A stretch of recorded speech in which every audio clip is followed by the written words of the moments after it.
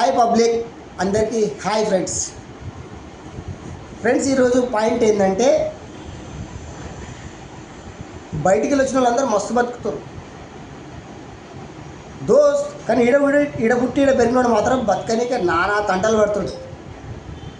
ఎందుకంటే బయటికి వచ్చిన వాళ్ళు నమ్ముతారు, ఈడ పెరిగినోడు ఎవరు నమ్ముతలేడు.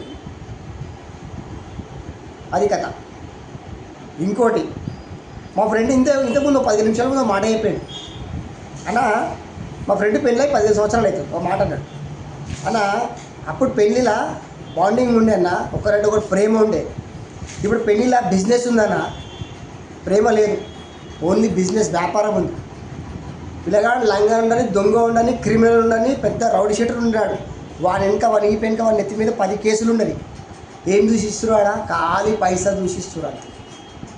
తర్వాత అందరు నెత్తి మీద పచ్చి గుడ్డ వేసుకొని కూర్చోవాలి, తడి పట్టేసుకొని కూర్చోవాలి. అరే ఏం జరిగిందిరా నా బిడ్డ బతుకు ఆగమైందిరా అని. ఇది ఒక్కసారి గమనించుతాను, ఓకేనా?